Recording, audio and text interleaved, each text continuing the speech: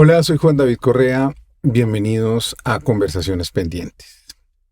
El país desde hace muchos años ha tenido conversaciones en círculos académicos, en centros de memoria, en comisiones de la verdad y en grupos de personas que se han organizado para acompañar a las víctimas de este país. Este es un país con más de 9 millones de víctimas, con una guerra atroz que nos ha asolado en los últimos 80 años, aún en gracia y discusión, esa cifra o ese número de años, pero digamos algunos ubican el inicio de este conflicto moderno en el año 48 con el asesinato de Jorge Eliezer Gaitán. Son diversas violencias, diversas causas, pero hay territorios en los que la violencia y la exclusión social ha permanecido de manera histórica desde la fundación de la República.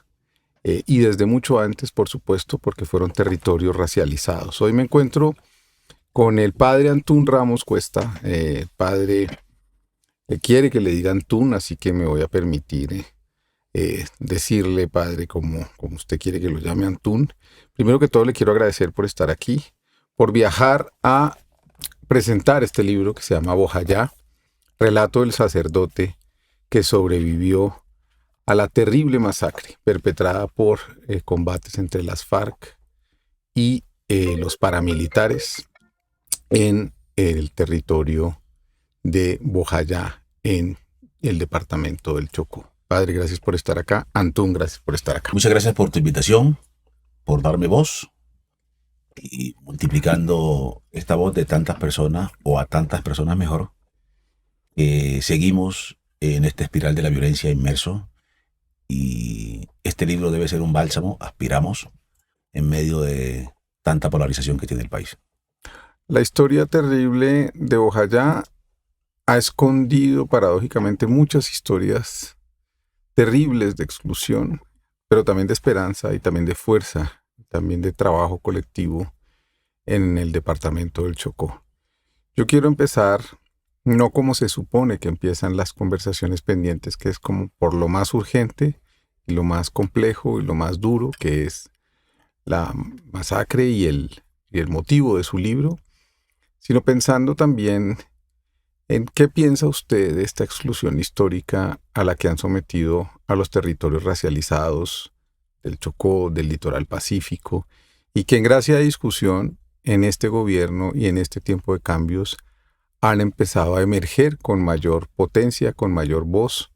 Nadie dice que estemos asistiendo a las soluciones de lo que allí se vive, pero en todo caso hay discusiones. Una de esas discusiones, solo le pongo una para que empecemos a activar la discusión desde ahí, tiene que ver, por ejemplo, con la carretera Quibdó-Medellín, una carretera que lleva 80 años tratando de hacerse y no se termina de hacer. ¿Usted qué piensa de eso, Antún? ¿Usted qué piensa de esta permanente incapacidad de los gobernantes colombianos y de los políticos colombianos de entender que esta exclusión tiene un origen y una voluntad política? No es un problema económico como nos lo han querido vender una y otra vez. Juan David, nosotros lo entendemos perfectamente. Ha sido una estrategia, ha sido un matoneo histórico, ha sido parte de una planeación, digamos, del centro del país hacia los pueblos que en algún momento fueron esclavizados.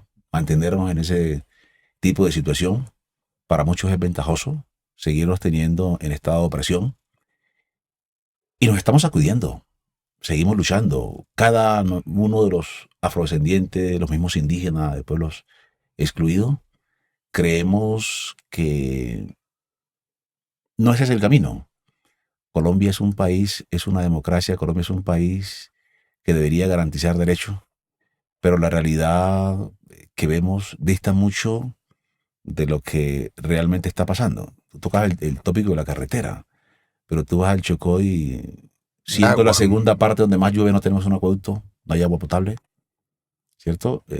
Tú ves cómo los gobiernos han hecho cosas que no debieron. O sea, ha salido eléctrica en sitios donde no llueve. En el Chocó tenemos lluvia casi todos los días. Es el segundo lugar en el mundo después de Cherrapunji, en la India, donde más llueve. Las cosas hay que hacerlas donde tienen que hacer. ¿Y por qué? ¿Cuál es tu explicación? ¿Cuál es tu sensación frente a eso que está ocurriendo y que ha ocurrido históricamente? Yo siento que, Pensando en tu infancia también, en tus padres, en tus abuelos. yo siento que una manera, la élite o los gobiernos o quienes han estado rigiendo este país no han mirado a la periferia. No les interesa. Nosotros no existimos. Eh, Existimos tal vez en momentos muy coyunturales, en una tragedia, existimos en un momento de ir a captar votos, existimos en cosas muy puntuales que no dignifican nuestra existencia. Y eso ha sido histórico. Por lo menos nosotros ahora lo entendimos. Antes lo aceptábamos, ahora no lo compartimos y siento que somos muchos los que desde distintos puntos de vista, de distintas responsabilidades que tenemos, nos estamos sacudiendo. Y estamos mostrando que también pertenecemos a un país, ¿cierto? También nos hacemos parte de una historia que la ayudamos a construir, ¿cierto? La sangre negra ha aportado históricamente grandemente a este país que no se ha reconocido, o se ha reconocido muy poco, para no ser injusto también, pero aspiramos a que esta lucha nos ponga en igualdad de condiciones eh, con el resto del país, ¿cierto? Nosotros tenemos todas las carencias y alguna vez decía el presidente que el Pacífico no desarrollado era el nuestro. Todo el resto del Pacífico, cuando uno ve, pues, desde Japón, Singapur se ha desarrollado. Nosotros acá, pueblos todavía sin acueductos, sin energía eléctrica, con altos niveles de analfabetismo y la estadística no muestra eso. ¿Sí? Porque no existimos, porque no hay interés, porque se defiendan los negros allá en el Pacífico con que se maten entre ellos, pues ya no aportan mucho al Producto Interno Bruto, a la economía del país, tal vez se pensará desde el centro del país, y bueno, que se la jueguen. Y se convierte en un territorio del extractivismo, es decir, de sacarle sus recursos en esta lógica del crecimiento y del desarrollo que nos está sumiendo en la policrisis evidente que vivimos. Eh, y entonces se han creado una suerte de prejuicios culturales, sociales y económicos para hacer creer que lo que se haga no va a funcionar. ¿Qué piensas tú de eso que se repite una y otra vez a lo largo de los años? No se puede hacer nada porque lo que se haga no funciona O se lo roban. Decía un político alguna o vez se lo roban. antioqueño que invertirle un pollo al Chocó era como perfumar un bollo, pues una caricatura fuerte, pero decía que el Pacífico en general es un territorio que hay que dejarlo que por sí solo se desangre y se ahogue, ¿no? Cuando nosotros sabemos que el tema no entra por ahí, cuando hay inversión, cuando hay dignificación de la vida a través de equiparar el Chocó quizás al bienestar que tienen las grandes ciudades como colombianos que somos, pues va a dignificar una existencia y va a cambiar la vida. Es decir, cuando tú le pones acueducto a un pueblo, pues van a haber menos enfermedades. Cuando tú le pones alcantarillado, cuando tú le pones acueducto, le pones energía eléctrica, pues vas a dignificar la vida y la esperanza de vida va a crecer. Pero usted, tú, Antún, has estado en contacto, por ejemplo, ya con alcaldes, con gente que ha tenido en sus manos el destino. ¿Qué pasa para que no ocurra esa voluntad? La voluntad de decir, mire, no más, yo fui a varios municipios como ministro ahora del Chocó y ante la evidente y ominosa realidad de no tener agua, uno dice, ¿dónde está también la voluntad y la fuerza y digamos, ya el grito de la desesperación, decir, oiga, es que no podemos seguir viviendo sin agua y el que tenga la responsabilidad de llegar tiene que imponer de alguna u otra manera, yo no sé cuál es muy difícil lo público, yo lo tengo que decir, no es fácil actuar ahí. Si fuera fácil, yo creo que habría más voluntades que habrían tratado de transformar realidades, pero eso no ha sucedido. ¿Qué es lo que tú ves también allá cuando el poder político se organiza y parece que no tiene la agencia ni la fuerza de producir al menos pequeñas cosas, al menos pequeños Sí, yo cambios? pensaría que la corrupción o la manera, la percepción de ver la política y el hacer de la política, entendiendo como a los quienes elegimos, se dejaron permear también en la corrupción. En todos estos problemas también hay un grado de responsabilidad de nosotros, de esa pasividad que pueda haber, incluso de esos rezagos de la esclavización mentales que tenemos, que no nos sentimos con derecho a dignificar nuestra existencia. A nosotros nos toca ser casi que liderados por la parroquia donde yo estoy, hacer paros por 8 días a los alcaldes, cerrar una vía nacional para que le hagan un acueducto a un pueblo, para que le pongan un alcantarillado, para que lleguen los médicos, para que se haga una carretera. Y aunque no parece ser un trabajo que le corresponda quizás al padre Antún, él entiende que en la medida en que dignifiquemos la existencia de ese individuo, 1, 2, 3 o los 20 que están viviendo en ese pueblo, pues la esperanza de vida, vamos a sentir de verdad que pertenecemos a una patria que quiere un pueblo. Entonces es la combinación de todo esto que se vio en el centro del país, porque los alcaldes de la gran mayoría han estudiado en grandes universidades, muchos de ellos católicos, de buena formación. O sea, no es la excusa que porque no tenían formación, que porque robos hay aquí, robos hay allá, pero lo que se aspira es que unos y otros, los que tienen grados de responsabilidad de interactuar en favor de sus comunidades, lo hagamos. No me he encontrado la fórmula quizás, aparte pues del paro y la indignación que se tiene en el Chocó a cada rato, pues hacemos todo este tipo de cosas, porque lo poco que ha tenido el Chocó ha sido gracias a los paros, por A presión la del gobierno, a la organización organización social. social, que es fuerte, afroindígena, pero que ha sido escuchada no en la proporción que nosotros quisiéramos. Antún, ¿tienes la sensación de que apenas empieza a emerger en Colombia un liderazgo afro, un liderazgo negro, palenquero, raizal? La sociedad, o por lo menos el statu quo, la élite que llaman algunos, hace que esos liderazgos fracasen. Sí, yo pienso que, y es el temor que tienen muchos líderes. Cuando tú te presentas como líder en comunidades que están permeadas por actores que tienen intereses diversos, detrás de la muerte de un líder hay una construcción de 20, 30 años y mandas muy mal mensaje a los que están emergiendo en esa dirección. Por eso es que es tan costoso la construcción de un líder, porque los líderes los están matando, los líderes están amenazando, tienen miedo. Entonces, hemos hecho diferentes estrategias de actuar colectivamente, ¿cierto? O sea, nosotros como iglesia, pues un comunicado no lo saca el Padre Antón, lo saca una comisión Vida, Justicia y Paz.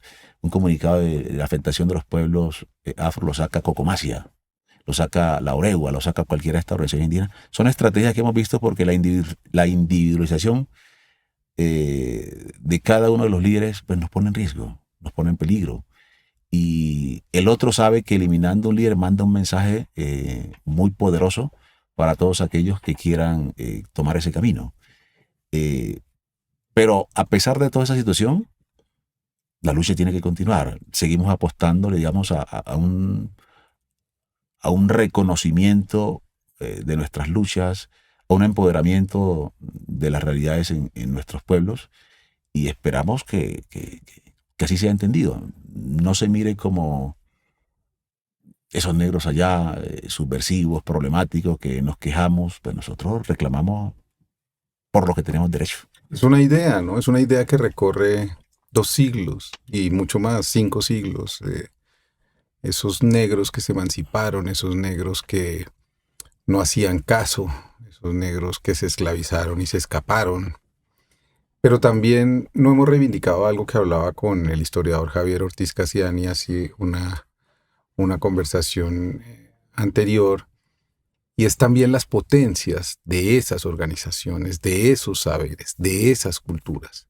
Es como si quisiéramos hablar solo en función de volver los sujetos víctimas, que no tienen sino ese lugar en la sociedad, y nos olvidamos de todos sus saberes, de toda su potencia, de toda su cultura, de toda su fuerza social, de su ancestralidad, de su relación con el mundo, del cuidado que han hecho del lugar probablemente el más biodiverso del mundo.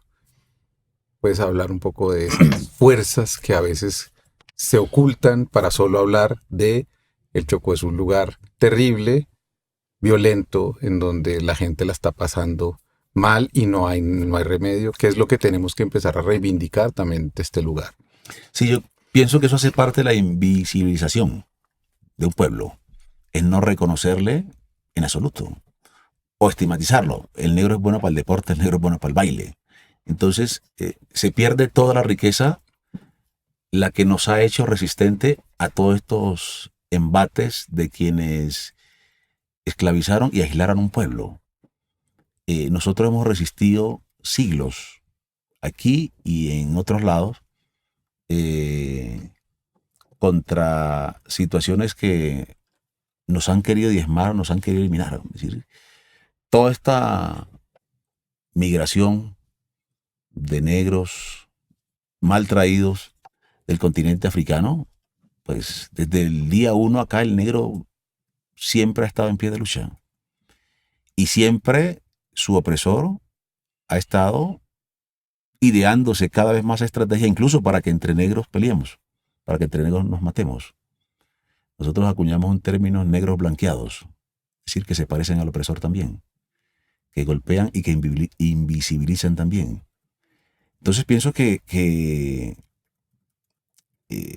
la lucha debe seguir. Cada vez hay colectivos de jóvenes.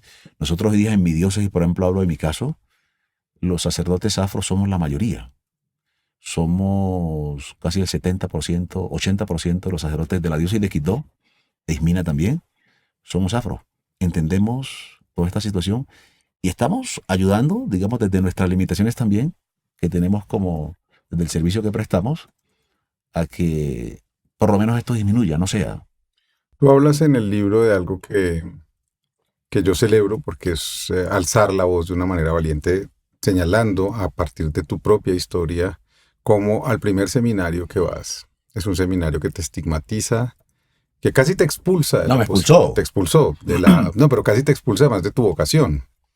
Por poco lo logran, digamos. Total. ¿Puedes hablar un poco de esa historia y de ese Sí, momento? es una historia dolorosa. Había un sacerdote, yo a veces digo que ese sacerdote debe estar en el infierno. Si existe el infierno, debe estar ese sacerdote allá. El hombre está ahí. Que los oyentes lo busquen. Busquen el libro. Porque el padre, él llega. Yo siempre he sido un tipo inconforme y rebelde. Siempre, pero desde pequeño. Yo, ahora en mi parroquia donde estoy, si no fuera así, tal vez yo no obro como obré lo que cuenta en el libro. O sea, siempre he estado inconforme. Hace parte, no me dejo invisibilizar. En la iglesia, en los espacios donde he estado, alzo mi voz. Nosotros le dijimos, hago un paréntesis, alguna vez fue un nuncio a Quito, y la primera pregunta que le hicimos, la hice yo. Estábamos todos los sacerdotes con el nuncio. Nosotros le preguntamos, ¿por qué no hay un obispo negro en Colombia? Y hay otros padres también siguieron la pita y, digamos, de alguna manera les saboteamos la reunión. Porque al final los requisitos para ser obispo en Colombia lo teníamos todos los que estamos allí. De las 70 diócesis no había un obispo negro en Colombia. O sea, Aún no lo hay. hay uno, el de Chocó ahora. Pero es fruto de estas luchas que... ¿Cómo se llama él? Wisdom. Entonces, nosotros de alguna manera, volviendo a tu pregunta, en el seminario, aquí en Bogotá, en el seminario intermisional, era un seminario para los territorios de misiones que se llamaban las periferias. Veníamos a estudiar aquí, que es un acto violento también, traer gente de unos climas tan cálidos y encerrarlos acá. Ya uno lo entiende ahora, yo tengo 51 años, mucho más reflexivo. Y este sacerdote comenzó con una cacería de homosexuales, según él, desde su lógica. Y expulsa a unos compañeros que no lo eran, que venían del Putumayo, de Arauca, de Casanare, a esos lados. Entonces ahí comenzamos nosotros una lucha porque se estaba estigmatizando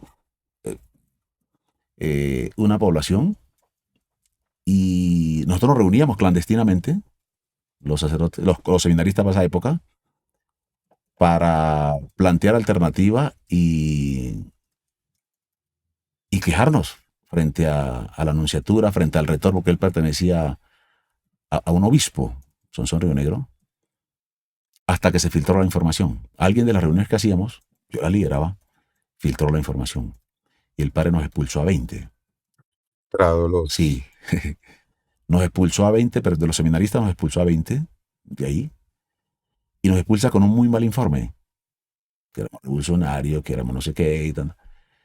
A nosotros nos salva, por ejemplo, en mi caso, que yo vuelvo otra vez, porque él nos expulsa con la intención que no aspiráramos a la vida sacerdotal. Yo vuelvo porque los dos informes que tenía antes eran buenos. Que yo era un tipo piloso, era buen estudiante, era un tipo que entendía la película, cómo trabajar, pero él en 6 meses nos expulsó. Yo me retiro por un año con esa intención tal vez de él. No, esto no es lo mío. Pero lo que es vocación, cuando Dios te llama, te llama. Y yo hago ese proceso otra vez de ingreso. El Padre Jesús María hace los papeles y me mandan esta vez a estudiar a La Ceja. Y aquí estoy. Después me encontré con el Padre. Tiempo después me encontré con el Padre en un evento. Cuando lo dejo allá, yo estaba en una casa de reposo, pues porque uno queda con todos estos traumas pues, que deja la guerra y estaba en una casa ahí descansando en La Ceja y me encontré con el Padre. Me le presenté y le dije, para usted, yo fui al estudiante que usted echó el seminario bajo esta condición. Usted dijo que yo no volvía y aquí estoy. Usted es sacerdote y yo también. Ok. No, sin palabra. No guardo rencor ahora pues con él, pero siento que fue un tipo malo. Tu condición estructural es emancipatoria, tú te emancipas una y otra vez. De todas maneras, estás en una institución en la que es difícil emanciparse.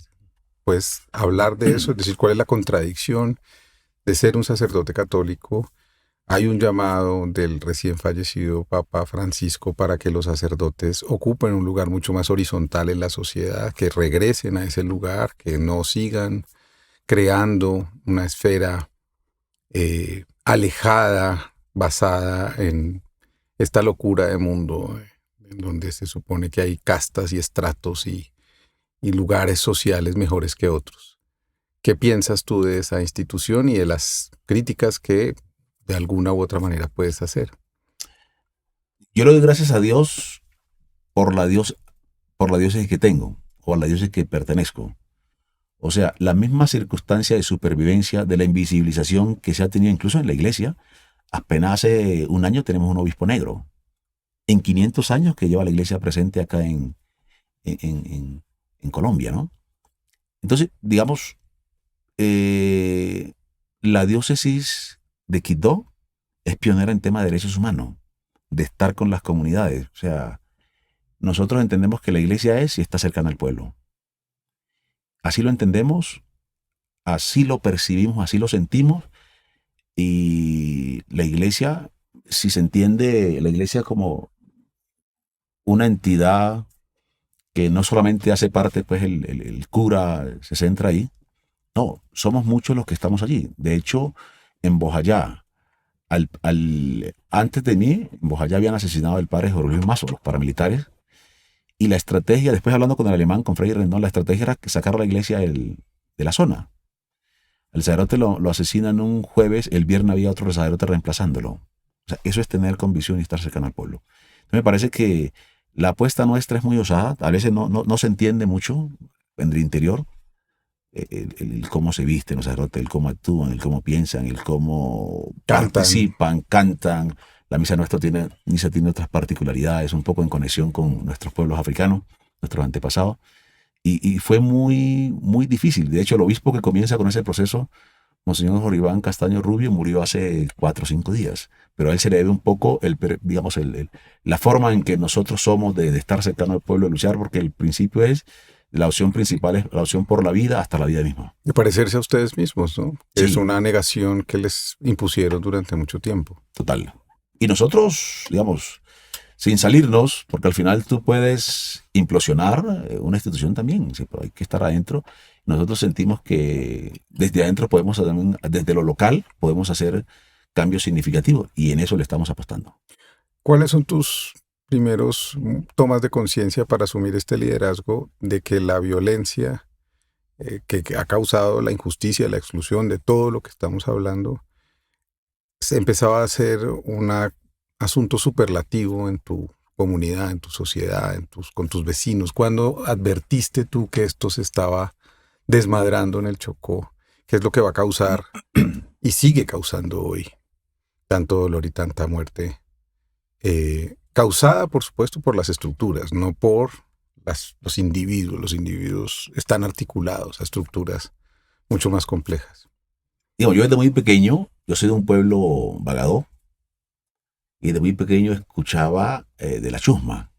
Yo cuento algo ahí en el libro, de la chiqui.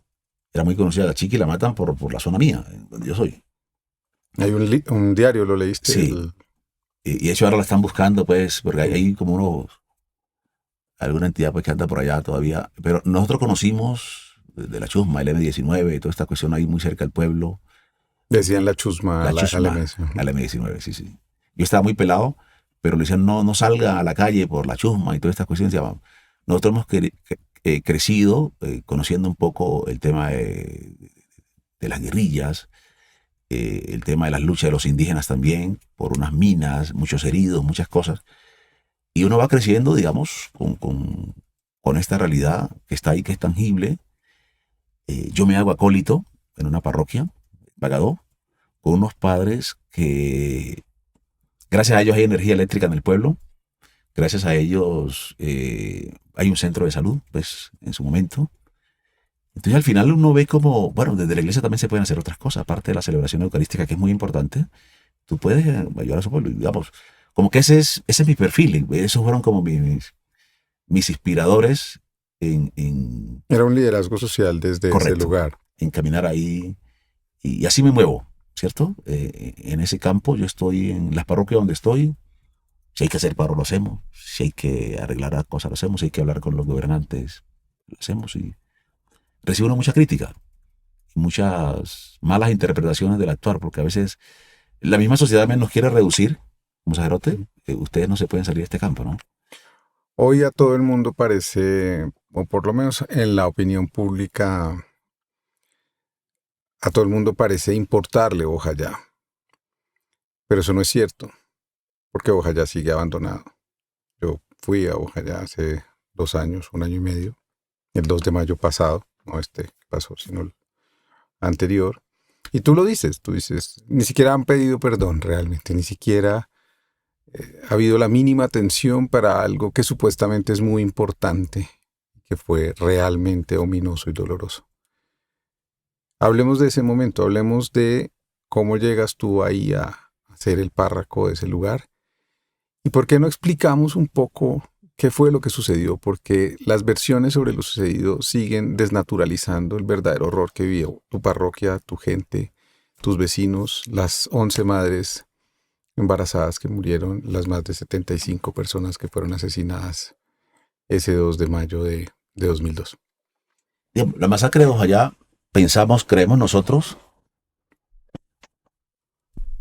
lo dijo el alemán, Freddy Rendón, alguna vez en un evento que nos conseguimos aquí en Bogotá, fue fruto también, digamos, parece ser como una planificación estratégica, porque ellos desde 1996 al 2000 deberían haber desplazado toda la población del Atrato para el tema de la palma africana, la palma aceitera. O sea, todos estos megaproyectos estaban o eran casi un hecho, pero la dificultad era esos negros que estaban allí. Y la forma de hacer esos megaproyectos sin consultarle a los negros que vivíamos allí era eliminándolos. Fueron infinidades, muchísimos los muertos del 96 al 2000. De eso se ha hablado poco. En la diócesis tiene registro de muchísimas muertes del 96 al 2000. Bojayá fue la punta del iceberg y pienso yo que está sobre el tintero porque fue una iglesia y porque la iglesia puso eso sobre, pero Mapiripán, Villares, Machuca, pues también pasaron situaciones graves en el país. Pero pasó en una iglesia, pasó y la iglesia dice, bueno, aquí hay una apuesta por reivindicar situaciones, no hay que dejar morir esto. Hicimos una apuesta de poner a Bojayá como la punta del iceberg para hablar de la violencia del país, aprovechar de un hecho coyuntural como este y es no dejarlo caer.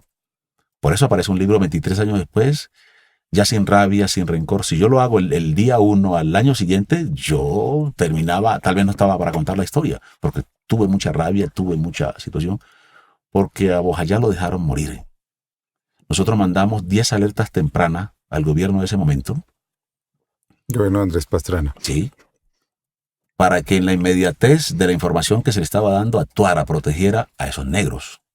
Hace parte de la invisibilización que estamos hablando.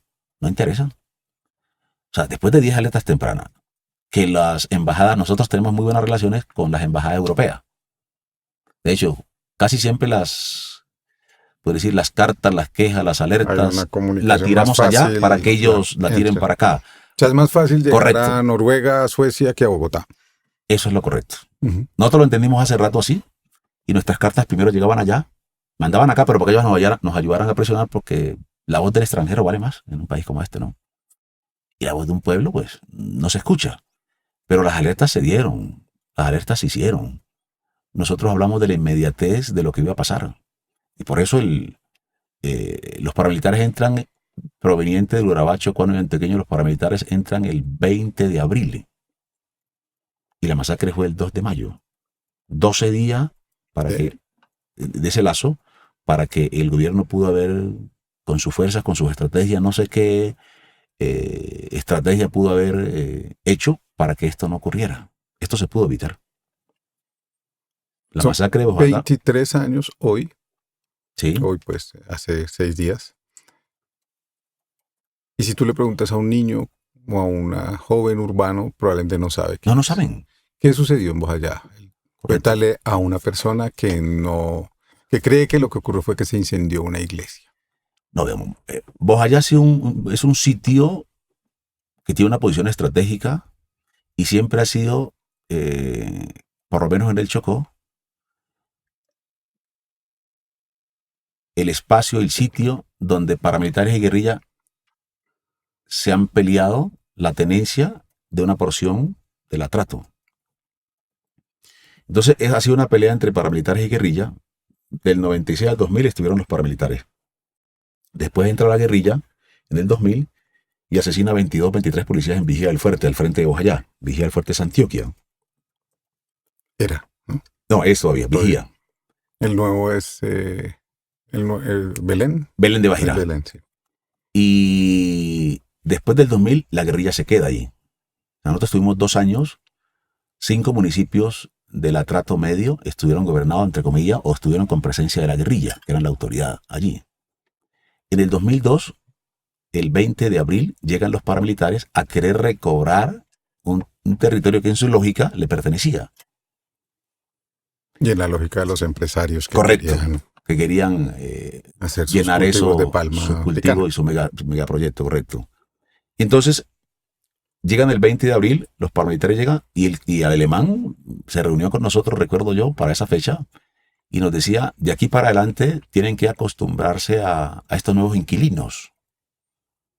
Si van a salir, nos decían a nosotros los padres, nos tienen que pedir permiso, tienen que contar con nosotros.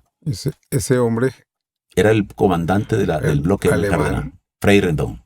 Los soldados de ese hombre eran vecinos, población afro, La mayoría ejércitos que venían de Antioquia. La mayoría de los paramilitares que llegaron con él llegó después en un helicóptero, pero los paramilitares vinieron en lancha rápida, venían del Urabá, Antioqueño, Chocuano, Turba, Apartadochi, Gorodó, Carepa, venían pelados muy jóvenes, sin mucha experticia en la guerra, de 25 años para abajo.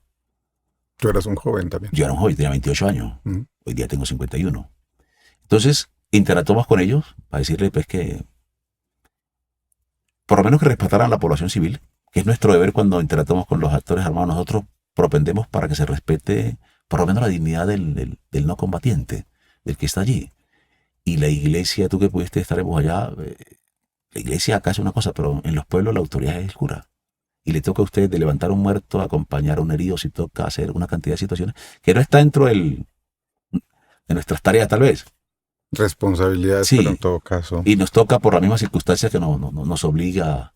Entonces, pues allá, ya el 1 de mayo hay un combate muy fuerte entre guerrillas y paramilitares. Los paramilitares están en el pueblo y la guerrilla viene a sacar a los paramilitares del pueblo. Con la desafortunada acción que tal vez, pienso yo ahora, más reflexivo, el primero que matan de los paramilitares es el comandante Camilo. Era la figura más representativa, lo mataron.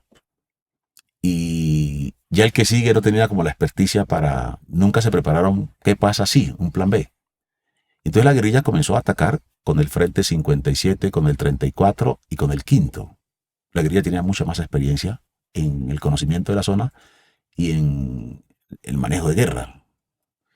y los fueron acorralando, le quitaron parte del territorio que ya tenían, le fueron quitando las posiciones, y entonces los paramilitares al final se ubican detrás de la iglesia católica.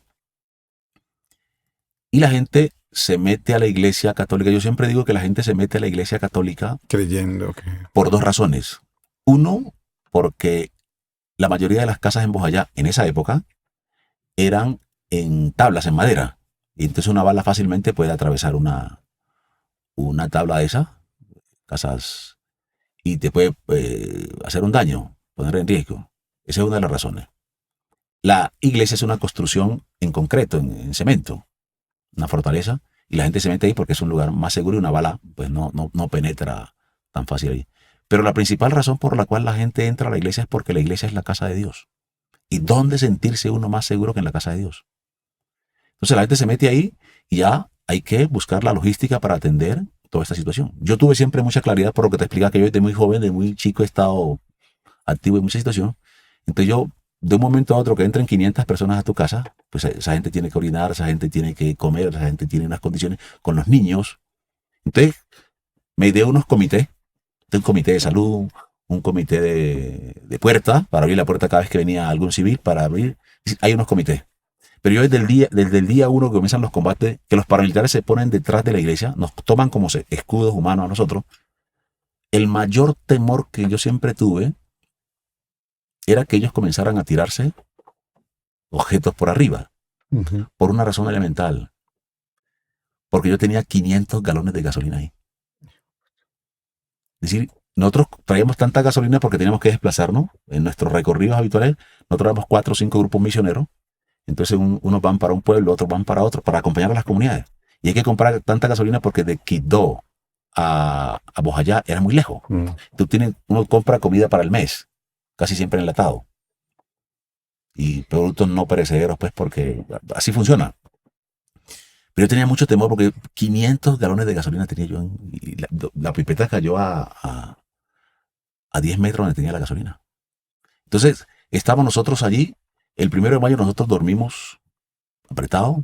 Hacer la comparación es como cuando en hora pico va un Transmilenio que no le cabe un alma, así apretado. Los que tenemos una Y el estatura combate y continuaba. el combate siempre, desde el día uno, el combate Era permanente. permanente. Los paramilitares salían al frente de la iglesia, disparaban y se escondían otra vez detrás de nosotros, detrás de la iglesia. Ellos intentaron 2 veces meterse a la iglesia y nosotros nos opusimos. O sea, acá estamos población civil, que no sé qué. Hasta que una de los paramilitares, no, si el cura este va a joder, no va a proceder, pues maten a ese huevón, decía uno de ellos, ¿no? Pero al final cuando uno tiene pues como la claridad también de que pueden pasar cosas, pues tú asumes lo que pueda pasar. Y la gente respaldó, aquí no van a entrar. Entonces, al ver también el posicionamiento, que eso hace parte de todo un proceso de resistencia, de lucha, pues tú te posicionas y posicionas a la gente. Entonces, los paramilitares seguían disparando, la guerrilla también. Dormimos nosotros una noche ahí, dormimos de pie, porque no había espacio. Lo que tratábamos de hacer fue ubicar a los niños, a las mujeres en embarazo, como en el lugar donde podían respirar más porque estaban asfixiando. Dormimos esa noche ahí. Entre tanto, nosotros hacíamos oraciones y le pedimos a Dios pues que volteara sus ojos a esta comunidad. Y a los actores, nosotros alcanzamos a ver los actores por la ventana y le decíamos, hombre, no disparen más, déjenos tranquilos que esto está... Al otro día 2 de mayo siguen los combates, nunca pararon, y los paramilitares le lanzan a la FARC un mortero. Y la FARC le responden a los paramilitares con una pipeta. Una pipeta tiene un margen de error de 40 metros. Mucha gente le dijo a la FARC, no tiren esa pipeta. Gente que no alcanzó a llegar al templo, que se quedó allá en la zona y por los combates se quedó en sus casas, ¿no? Y gente le dijo a la FARC, no lancen eso, en la iglesia hay gente. Y aún con esa petición, la FARC lanzó la pipeta. Con tan mala suerte para nosotros, que la pipeta cae donde teníamos los niños, que era la parte más alta porque podían respirar, donde teníamos los niños, las mujeres en embarazo y las personas que tenían mayor grado de indefensión. Nosotros encontramos fetos a distancia pegados a la pared. Fue una cuestión catastrófica. Y de ahí para allá comienza toda una tragedia porque ahora, bueno, teníamos casi 100 y puntas de heridos. Los muertos inmediatos fueron 79. desmembrado. Yo ando con el Cristo de Bojayá, lo traje aquí para... Mañana vamos a estar en el evento, va a estar el Cristo ahí.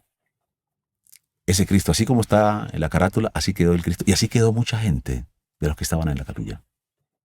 Entonces, por eso el simbolismo del Cristo, el Papa le hizo su oración cuando vino el Papa Francisco. Entonces, de ahí nosotros comenzamos. Yo no tengo conocimientos médicos, ninguno. Entonces, comenzamos con mucha gente. Las hermanas que viven ahí a 20 metros de la iglesia, la mayoría son enfermeras, las agustinas. Entonces, nos ideamos sacar a los más heridos para la casa de las hermanas para que le diera primeros auxilios. Y nosotros, en nuestra ignorancia médica, nosotros miramos quiénes tenían más posibilidad de vivir, los cargábamos al hombre y los llevamos a las hermanas. Es decir, nosotros llegamos y miramos, esta persona como está, no creo que ya sobreviva, tiene la cabeza abierta, no sé. Y vemos este que tiene más bien el pie roto. Y así nosotros pasamos de las hermanas, correcto. Y después los paramilitares se hacen detrás de la casa de las hermanas, el 2 de mayo. Entonces yo ahí le digo a la gente, venga, no sigamos aquí, vámonos para allá, arranquemos porque nos van a matar. Aquí va a quedar otra pipeta. Y siguieron tirando pipetas. Entonces es ahí donde nosotros tomamos la decisión. Yo le digo a la gente, bueno, vamos a hacer una cosa, vámonos para Vigía, el fuerte que está al frente, porque en Vigía primero hay médicos y la idea era sacar a la gente del espectro de la guerra, del área del combate, para que entre ellos resolvieran. ¿Quién se queda con el pueblo? Que se maten entre ellos, pero que no nos maten en población civil, que no tenemos vela en ese entierro. Entonces yo le digo a la gente, vámonos para Vigía, ¿están de acuerdo? Nadie en silencio. Mi gente, hagamos algo que nos van a matar, con 500, 600 personas hablándonos ahí. Y dice una señora, sí, padre, estamos de acuerdo, pero si usted va adelante. Entonces yo amarro una palanca, un remo que usamos para mover las canoas, amarro una sábana blanca y hacemos la marcha por la vida en medio de esos combates. Yo llevo una bandera, digamos, y yo gritaba, ¿quiénes somos? Y la gente respondía, la población civil. ¿Qué exigimos? Que nos respeten la vida. Ahí llegamos hasta, ese era el estribillo, eso era para que los actores armados pues supieran que había una población caminando que estaba por ahí, que no dispararan. Siguieron disparando, demás dispararon a nosotros. Testimonios hay que muchas balas se cayeron cerca, uno por la fe lo entiende. Y entonces nosotros ahí estuvimos todo el tiempo, cogimos las embarcaciones y nos echamos para Vigía del fuerte, estuvimos allá. Ya en Vigía, las hermanas Laurita, los padres del Verbo Divino, la comunidad de Vigía del Fuerte, nos acoge, nos protege y estuvimos allá. ¿Tienes la sensación después de este momento tan doloroso y además profundo, porque hay que honrar a esas personas que fallecieron y que fueron asesinadas en ese lugar, que siguen estando aquí, que siguen estando gracias a tus palabras? ¿Tienes la sensación de que ese hecho empezó a ser usado por un y otro actor político y no se entendió la dimensión en la que la responsabilidad era además de una sociedad?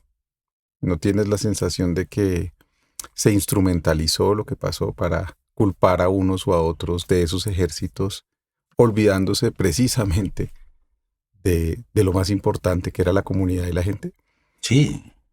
De hecho, cuando se propone el pasar el pueblo, fue una propuesta que no partió de la gente. Bellavista. Bellavista, a Several, el pueblo nuevo. El presidente llega y responsablemente lanza la propuesta, yo siento, como para matizar un poco su no haber actuado. No sé si me va a entender. Sí, su omisión, sí. Sí, el tipo, siento yo, le muerde la conciencia. Entonces lanza, bueno, vamos a hacer un pueblo, pues, super pueblo y la cosa. Sí, pero superaba esto, pues, como lo material que se dio, o las indemnizaciones. El reclamo es a un país que no estuvo, a un gobierno que fue ausente, a una clase dirigente que con lo que tenía a la mano pudo haberlo evitado. Ya los muertos están.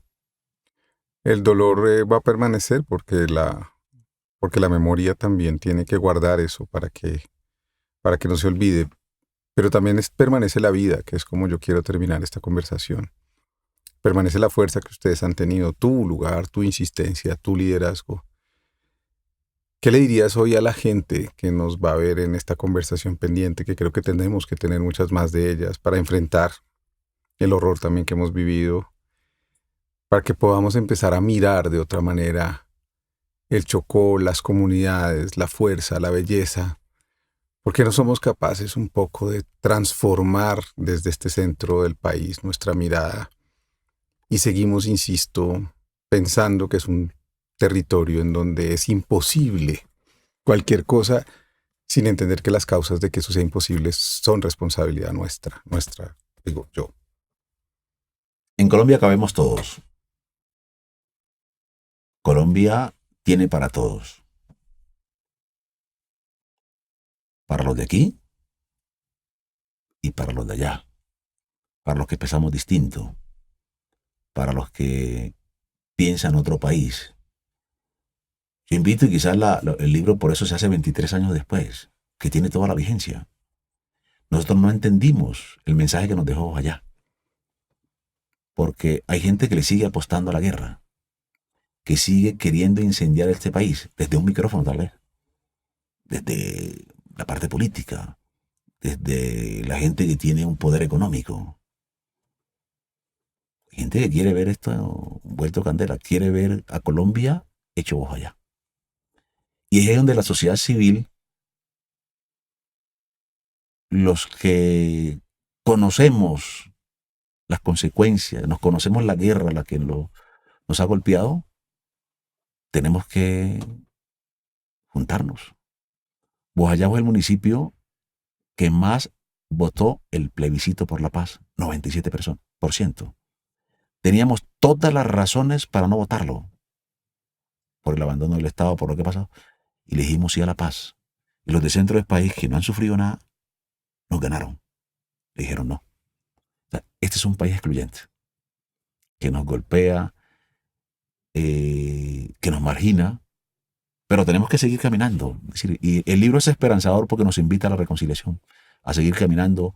Ojalá eso tocara corazones y pudiéramos mirar que los de allá, los de la periferia, los de la Colombia profunda, también tienen algo que aportar y algo que decir a este país. Gracias por su fuerza y me despido diciéndole, padre, porque tiene usted también un lugar muy importante en este liderazgo y creo que mucha gente le agradece su lugar y su voz y la valentía que tiene de seguir ejerciendo su servicio, pero también dándole voz a tantos otros que no pueden llegar hasta acá. Gracias por la invitación. Bendiciones. Gracias a ustedes. Estas conversaciones son las conversaciones que tiene pendiente este país. Las cosas pueden haber pasado hace 2 décadas, 3, 4, pero este país no puede seguir en silencio. Nos vemos en la próxima conversación pendiente.